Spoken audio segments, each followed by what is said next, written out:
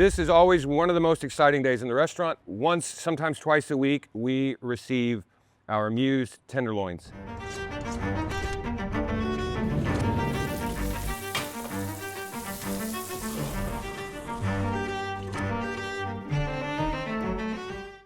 So from the standpoint of Wagyu, it's more than just genetics. Genetics obviously play a huge role, and I don't really find genetics to be like artifice per se, but manipulating them most certainly is. Australian Wagyu was essentially introduced to Australia in the 1990s. Relatively speaking, that's new. What they did was they sort of accepted and understood that there were other paintings to paint, new ideas that could be explored in the world of Wagyu. Maybe you don't have to have this 70% butter bomb. Maybe you can create balance. Maybe the genetics of this animal will respond extraordinarily well to like Queensland. Just maybe these things can happen. And I think with any great art, there's sort of a risk. And a really good artist mitigates and curates that risk to the best possible outcome. The most exciting thing about these products is that I have yet to find a flaw. First of all, you'll notice the color. It's really, really pretty. Okay, so first thing to do is to unwrap, take care not to get the purge all over everything. This is defatted, right? Which is very exciting for us in the kitchen.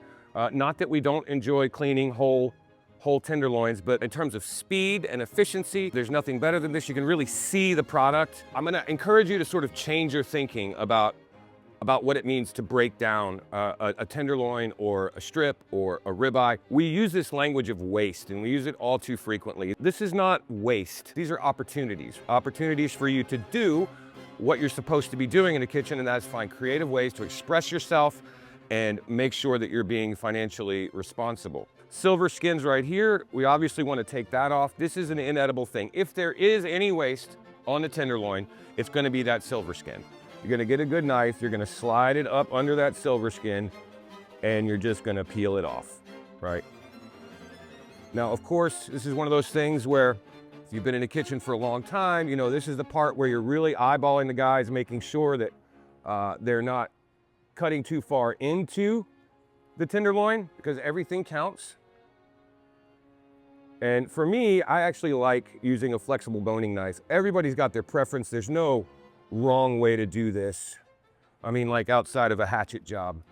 This head muscle right here, side muscle, head muscle, this is a lot of really good stuff. Personally here, I don't use that as a fillet. The fillet to me comes from that beautiful center of the loin. The head muscle I personally love for tartare. You can kind of do a riff on Chateaubriand using the head muscle. There are a lot of options there. You can actually really just simply kind of follow this line around. That muscle goes all the way around there, and you really want to be sure that you're following the line of the muscle. You're kind of sculpting when it really comes down to it.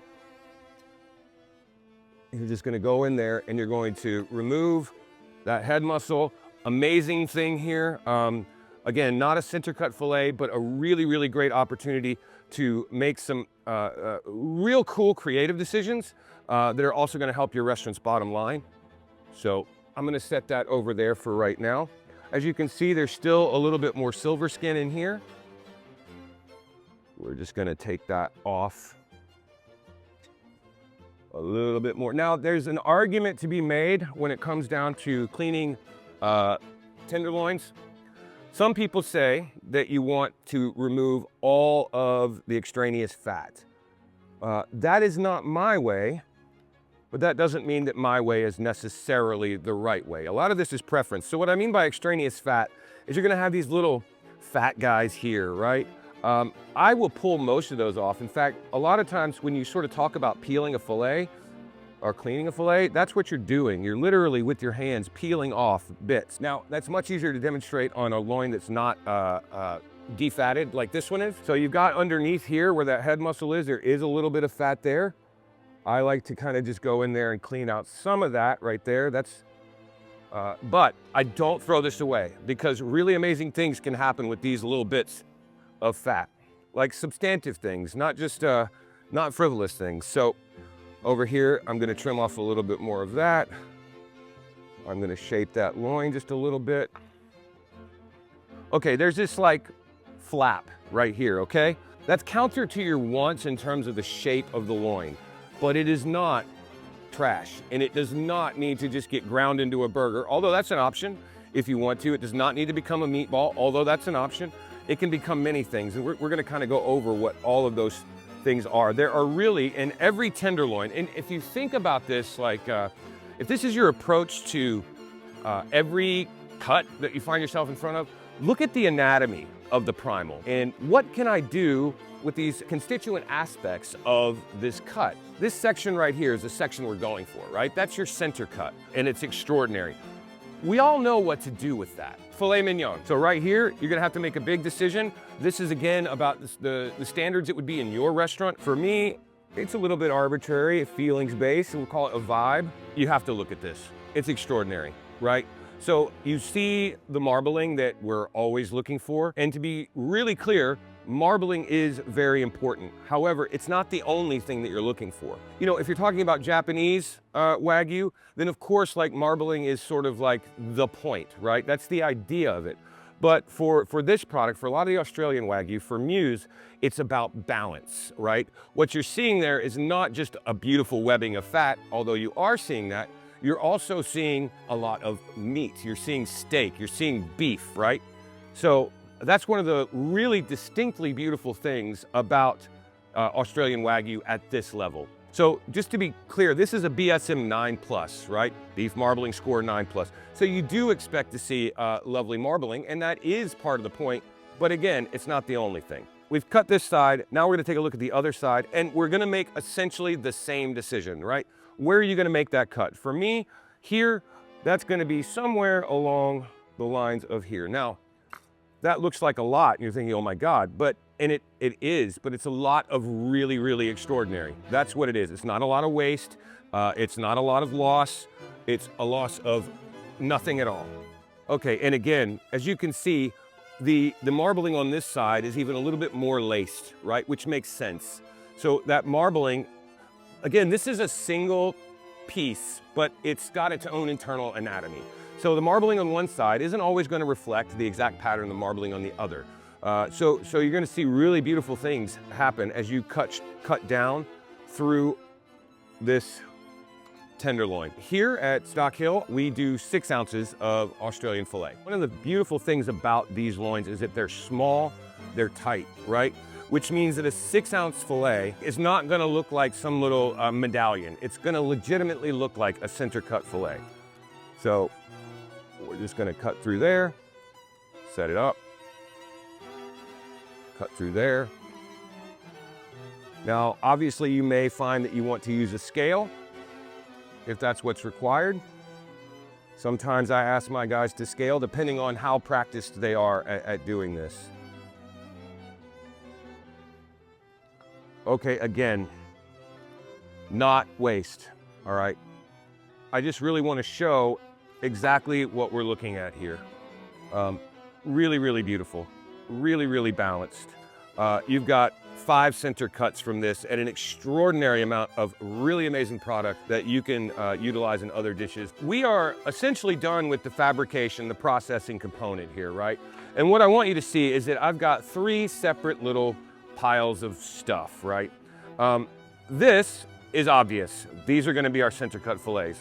This may be a little bit obvious, but not really. This also is gonna find its way into a dish that utilizes not just this as scrap, but actually this as product. What I want you to consider is how not just to use this because we have to, but to use this in a way that you're going to want to use it. This is a real good opportunity for you, an opportunity to be creative, to express yourself, and to be fiscally responsible with this extraordinary product. And then of course you have this pile, also much the same, not waste, not trim, not loss, but a genuine opportunity to show what kind of chef you are. People order a Wagyu, of course they've spent a fair amount of money on it, they've got this high level of expectation. But if they've never had it before, they have no idea what's about to happen to them, right? They have no idea the sensory experience that they're about to go down into. It's kind of like a Wagyu rabbit hole. You know, you've had steak your whole life, and then you meet this thing, it looks like a steak, smells like a steak, and you try it, and it's the steak, but there's this other almost ethereal, amorphous quality of amazing that goes along with it. And that's where there is some, I would say, kind of a real magic to it, because Even as a chef that's been working with these products for a long time, I can't tell you specifically or precisely what that is. There are an extraordinary number of things that you can do with your tail pieces and your head muscles that you wouldn't do with the fillet. So it actually grants you permission to go into the world of that fillet. So this was from the tail piece of the tenderloin earlier. This is not from the center of the fillet. And we're gonna kind of do a play on like Wagyu hot rocks. So instead of the hot rocks, we've got hot oak. And while it's steaming, you wanna just lay this tenderloin right on the top of that burning log.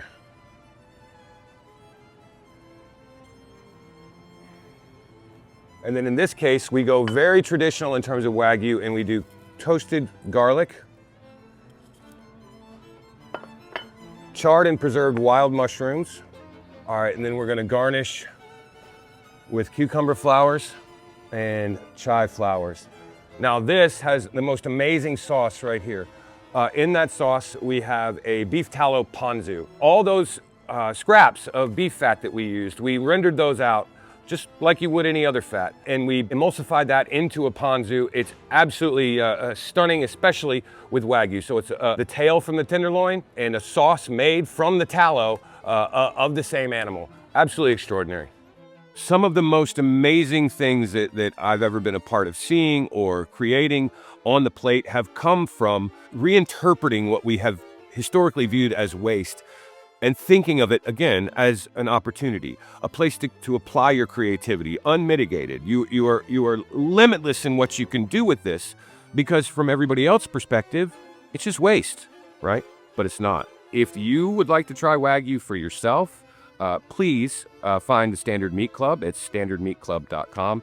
And if you want what I would say would be a more remarkable experience, potentially, come visit me at Stock Hill in Kansas City.